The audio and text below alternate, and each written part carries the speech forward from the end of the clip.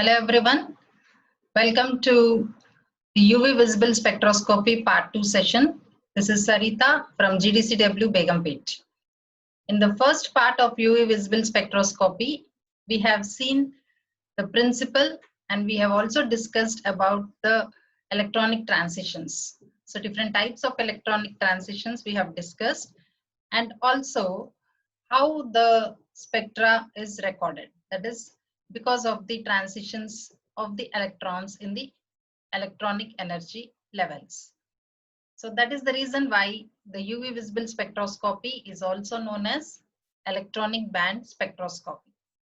Now in this session, that is part 2, we will discuss about the instrumentation as well as some of the applications of UV visible spectroscopy. So first we'll discuss about the instrumentation part of UV visible. So already we have seen the instrumentation of spectroscopy. Now even here, even in IR also we have seen the same instrumentation components. That is, we should have a source of light, that is source for UV visible. And the sources that give us UV visible light are argon, xenon, deuterium or tungsten lamps. Then sample containers. Sample containers, that is cuvettes. Cuvettes are made up of quartz, borosilicate or plastic. Then we also have monochromators. So quartz prisms or gratings, they act as monochromator.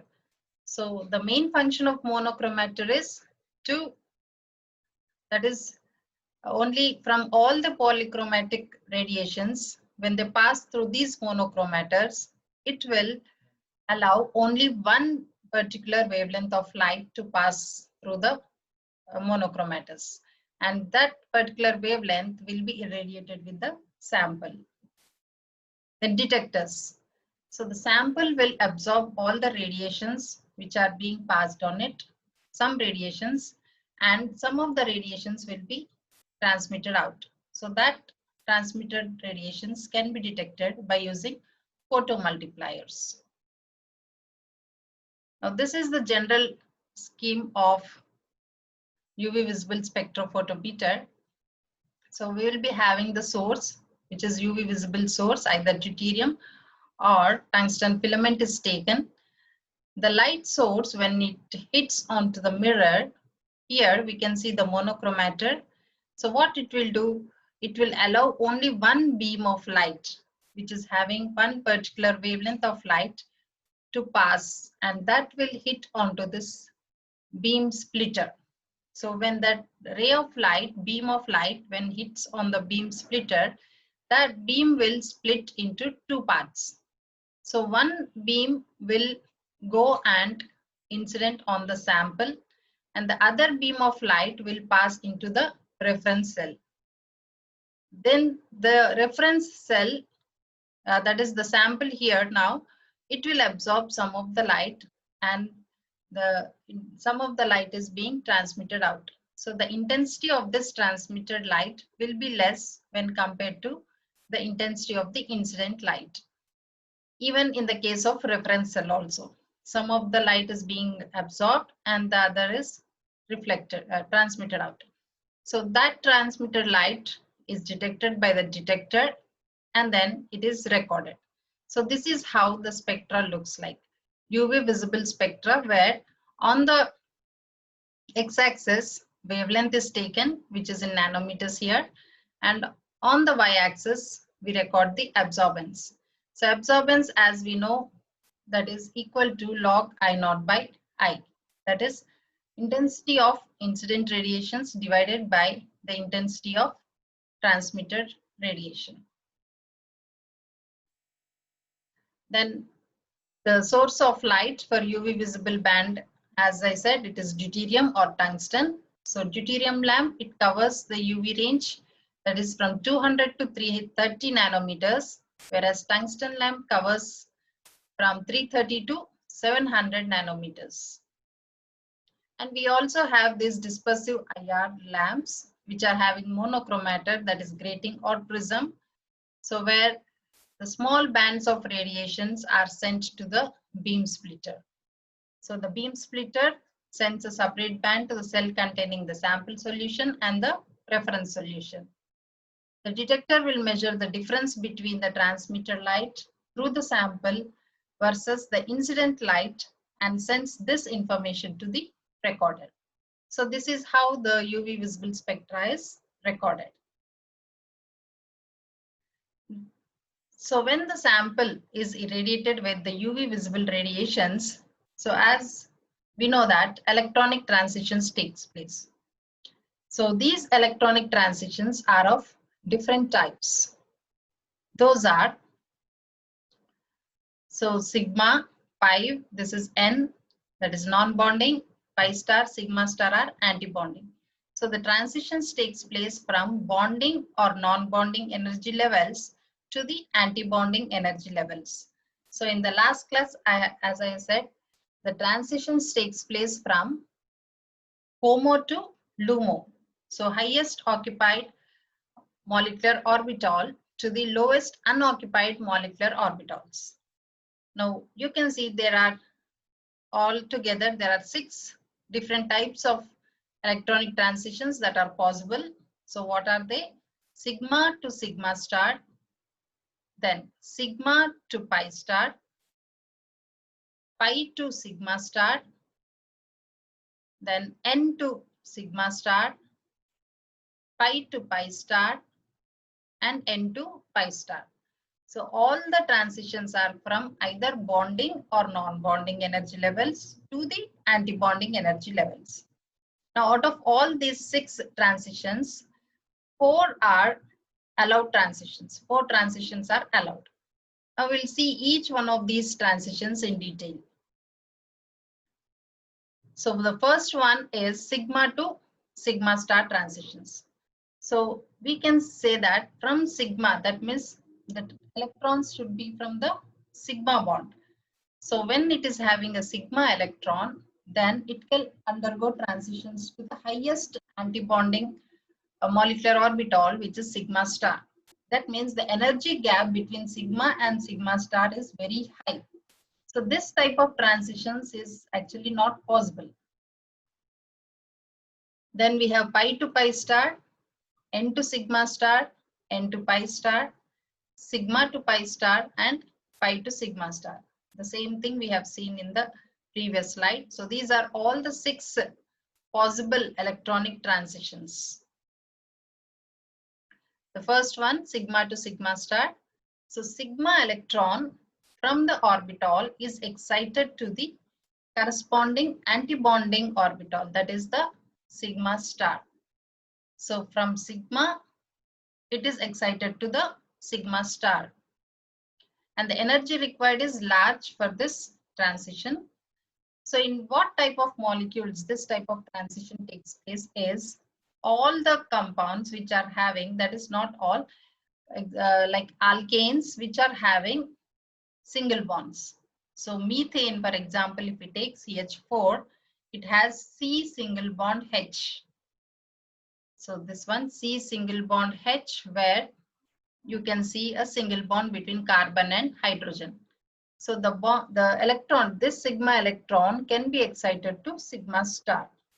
And the absorption maxima is seen at 125 nanometers. That means when the methane is irradiated with a wavelength of 125 nanometers, that particular radiation is absorbed, and that is why it shows the absorption maxima at 125 nanometers. Second type is pi to pi star. Now pi means we should have a pi bond. So the molecules which are having pi bond, so pi electrons will get excited, and that is they go to the antibonding molecular orbital, which is pi star. So all the compounds which are containing multiple bonds, because when we have multiple bonds, then only there will be a, that is pi bond, there will be pi electrons, so that they can get excited from pi to pi star. So alkenes, alkynes, carbonyls, nitriles, aromatic compounds, all these undergo pi to pi star transitions. So, for example, alkenes generally absorb in the region 170 to 205 nanometers. So, when you compare the energy difference of sigma to sigma star to that of pi to pi star energy difference will be less when compared to sigma to sigma star. So, this pi to pi star transition will be a allowed transition. The third type is N to sigma star. So N stands for non-bonding electrons. So this type of transitions is seen where there are non-bonding electrons. So lone pair of electrons like oxygen, nitrogen, sulfur and halogens, they are capable of N to sigma star transitions. So all the compounds which are having single bond with heteroatom attached to it. So here, these transitions usually requires less energy when we compare with that of sigma to sigma star. So the organic functional groups with N to sigma star peaks in UV region is small. That is 150 to 250 nanometers. So these molecules, suppose if we have methanol, CH3OH. So in that particular molecule, oxygen is there as an heteroatom which is having N electrons and all are sigma bonds only. So in such molecules, N to pi star, N to sigma star transition is seen. The other type is N to pi star. So in this case, electron from non-bonding orbital is promoted to antibonding pi star orbital. So the molecules which are having, we need again the heteroatoms which are having lone pair electrons, and as well as it should have some pi bonds. Then only this type of transitions are seen, that is N to pi star. So the functional groups such as C double bond O, C triple bond N, N double bond O, such functional groups we can see N to pi star transitions. So they should have multiple bond as well as a heteroatom.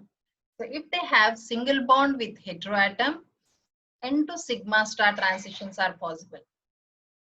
When they are having double bond with heteroatom, N to pi star transitions are possible. So N to pi star transitions require minimum energy and hence they show absorption at longer wavelength around 300 nanometers. So we know that energy is inversely proportional to lambda, that is wavelength. So in this case, the energy gap between N and the pi star is less. So when the energy required is less, the absorption, that is, it takes place at longer wavelength. So that's the reason N to pi star transitions occur at 300 nanometers. Then pi to sigma star as well as sigma to pi star. Now these transitions are not allowed. So these transitions are known as forbidden transitions and are only theoretically possible. So what are those transitions? Sigma to pi star and pi to sigma star are forbidden transitions. So thus N to pi star and pi to pi star electronic transitions, they show absorption in the range above 200 nanometers, which is accessible to UV visible spectrophotometer. So the UV spectrum is only for the few molecules where these type of transitions are seen. So whenever you have a band above 200 nanometers, so it may be due to either N to pi star or pi to pi star. And almost all sigma to sigma star will fall below 200 nanometers. Now, these are some of the observed lambda max values for some absorption chromophores of some compounds. So you can see alkenes. Alkenes have lambda max at 177. So in alkenes, what type of transition is possible? It is pi to pi star. Even for alkyne is also having multiple bond. So pi to pi star transitions are seen in that. Now, when we look at this carbonyl compound, so carbonyl group means C double bond O group. Now, in this case, two types of transitions can be seen, which are allowed. One is pi to pi star because there is a pi bond. So pi to pi star, and the other one will be n to pi star because there are n electrons, that is non-bonding electrons, which are present on oxygen. So in this case, both n to pi star as well as pi to pi star are seen. So here you can see the values 280 is for n to pi star. Then carboxyl shows again n to pi star with lambda max at 204 nanometers. Amido shows at 214. So even in this case, it is n to pi star. So all these are having lone pair electrons. So nitrogen, so lone pair electrons as well as pi star is also available. So in these multiple bonds, having heteroatom show n to pi star transitions. Now, there are some terms which we need to know in this UV visible spectroscopy. The first one is chromophore. What is chromophore? It is the part of a molecule which is responsible for imparting color. So the molecule or the functional group which imparts color to that particular compound are known as chromophores. Or we can define it as the functional group containing multiple bonds capable of absorbing radiations above 200 nanometers due to n to pi star and pi to pi star transitions. So all the functional groups, okay, and that too what they should contain multiple bonds, and they should show absorption maximum about 200 nanometers. So about 200 nanometers means it will be either due to n to pi star or pi to pi star transitions. So all such molecules, they act as chromophores. And the examples you can see nitroso group, carbonyl group, cyano group, nitrile group, alkene, C double bond S. Now all these are having multiple bonds and they all show both n to pi star and pi to pi star transitions. So they are acting as chromophores. So with this, we can interpret the UV visible spectrum. So how to interpret a UV visible spectrum is, first we have to see the 200 mark, the wavelength at 200. So all the non-conjugated alkenes, they show an intense absorption below 200. So non-conjugated alkenes means, suppose if we take ethylene shows lambda max at 180 nanometers and it will be an intense absorption band. So all the bands which are intense below 200 might be due to non-conjugated alkenes and therefore inaccessible to UV spectrophotometer. Whereas non-conjugated carbonyl compounds, they will give weak absorption bands in 200 to 300 nanometer region. Suppose if we take an example of acetone. Acetone shows lambda max at 279 nanometers, whereas cyclohexane shows at 291. So when double bonds are conjugated in a compound, lambda max is shifted to a longer wavelength. So here acetone is CH3 C double bond O CH3, whereas this should be actually cyclohexene or just normal hexene. So it will shift the lambda max to, that is, higher lambda max value. 1,5-hexadiene has 178, whereas 2,4-hexadiene shows at 227. So this is 2,4-hexadiene where the two double bonds are conjugated. So whenever there is a conjugation of double bond, lambda max shows or it is shifted towards longer wavelength. So that shift we call it as actually bathochromic shift. A conjugation of C double bond C and carbonyl group. Even when there is a conjugation between C double bond C and carbonyl group such as alpha beta unsaturated carbonyl group, even for such compounds also the lambda max is shifted towards higher wavelength. Suppose ethylene is showing at 171 and acetone 279. Then if we take crotonaldehyde, which is alpha beta unsaturated aldehyde, it is showing at 290. That means as the conjugation increases, lambda max shifts towards the higher wavelength. Now in this chart, you can see one double bond showing at 184. There are two double bonds, but they are not in conjugation. It is unconjugated, showing at 185. Then this is diolefin. So now here it is conjugated. So you can see lambda max shifted to higher wavelength, which is 217. So in that way, as there is a conjugation, now here also you can see this is unsaturated ketone, which is not in conjugation. So it is showing lambda max at 278. Whereas alpha beta unsaturated ketone, which is conjugated one, it is showing at a higher lambda max, that is 324.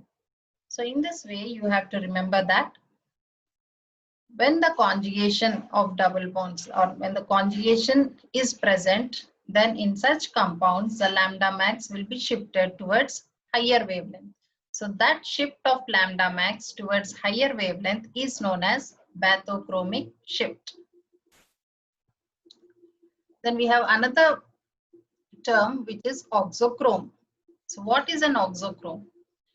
Now auxochrome is a functional group that is attached to chromophore, which modifies the ability of the chromophore to absorb the light, altering the wavelength or intensity of absorption. In simpler words, we can say that auxochrome is the group which when attached to a chromophore will increase its lambda max value. So, or else you can say that all the functional groups with non-bonding electrons, okay, that does not absorb radiation in near UV region, but when they are attached to chromophore, it will alter the wavelength and intensity of the absorption. That means as a single auxochrome, it will not absorb any radiation.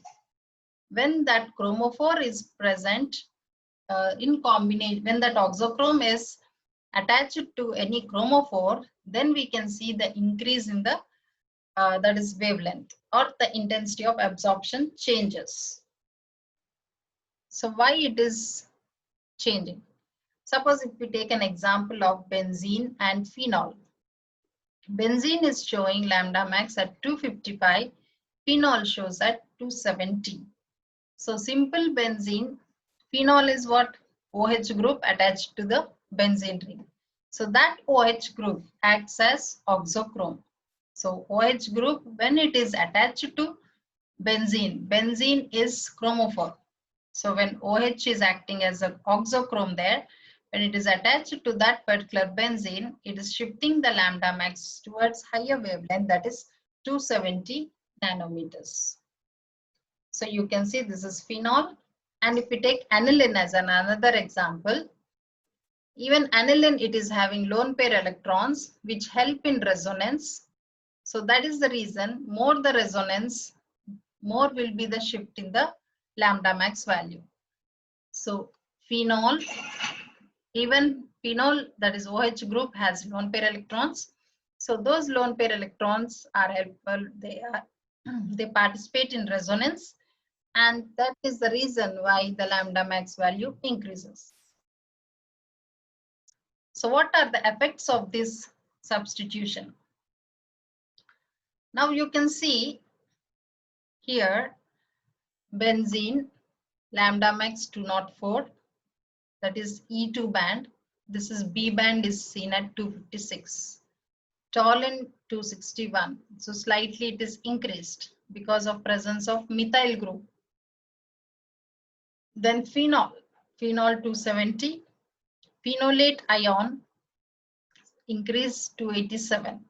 So phenolate ion means it is C6H5O minus. O minus means that negative charge which is present on oxygen is undergoing delocalization. So more the delocalization, more will be the lambda max value.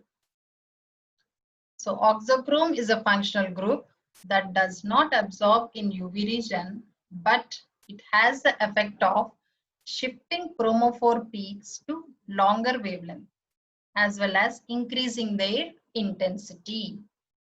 So these groups, when present on the chromophore, will increase its lambda max value as well as its intensity. That means epsilon max values also increases.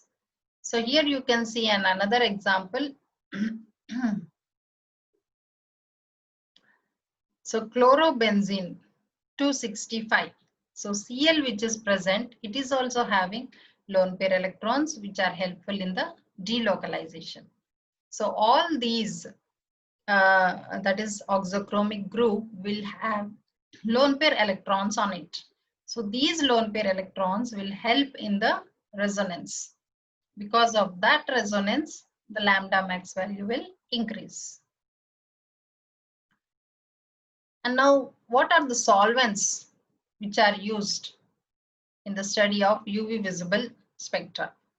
So here we can take the solvents: water, ethanol, hexane, cyclohexane, carbon tetrachloride, diethyl ether, acetone, dioxane, cellosol. So these are the solvents which are used, and we will observe this lambda max values of even the solvent also in UV visible. So they are showing absorption maxima at this particular values.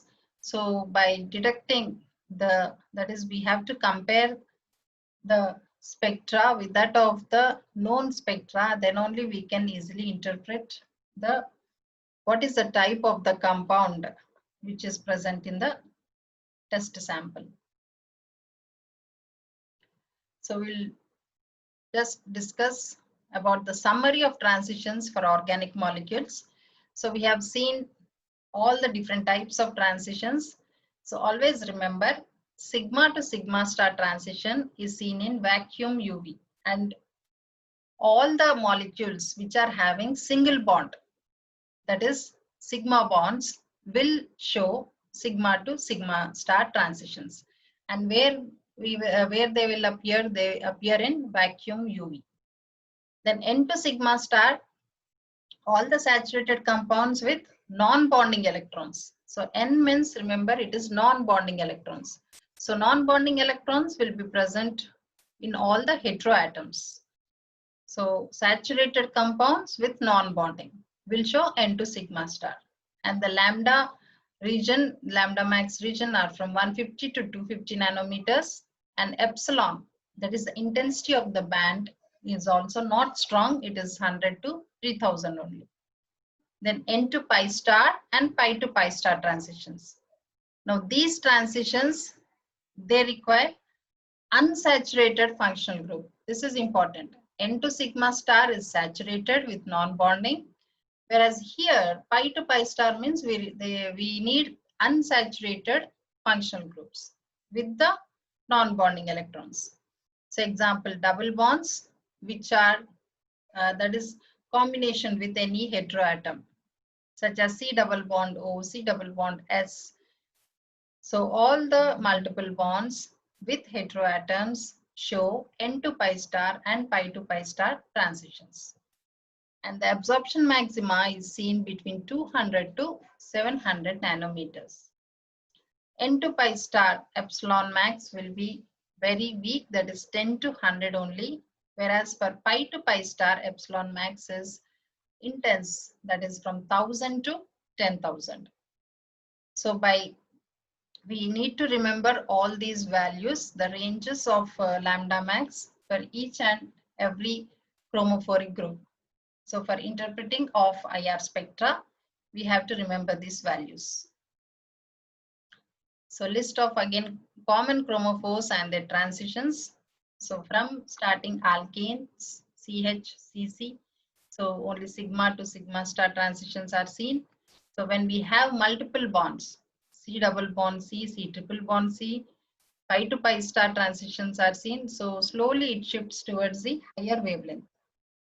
Then this is again saturated with the heteroatom. So N to sigma stars are seen.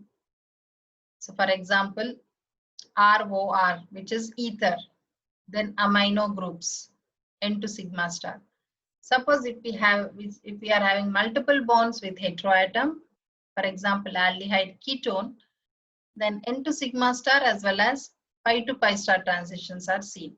So in all these cases, that is carbonyl groups, the functional groups which are having C double bond O are carboxylate, carboxylate here, ester, amide, all these show N to pi star transitions. So N double bond O, again it shows N to pi star transitions. So so you have to see what are the bonds which are present and whether heteroatom is present or not. So by that we can say that what type of transitions are possible in such chromophore. So here, so these are the lambda max values of some chromophoric groups. Now we need to remember all these, but not all this, just the range under which some of the chromophores falls. So we'll continue with the intensity shifts, that is the bathochromic, hypsochromic shifts, the lambda max shifts and the intensity shifts in the next class. So today we have discussed about the various types of the electronic transitions. So among all those transitions, mainly we come across 4 transitions, and what are the molecules that show these type of transitions and the lambda max values of some of the chromophores. And we have also discussed what is a chromophore, which imparts color because of absorption of the UV visible radiations. And as the chromophoric groups increases, or as the double bonds increases which are in conjugation, the lambda max value also increases. Then we have discussed what is auxochrome. Auxochrome is the group which when attached to the chromophore shows a change in the lambda max and as well as the epsilon max values, and some of the examples under both chromophores and auxochromes. So the remaining topic we will cover in the next class. So thank you for watching. Stay safe.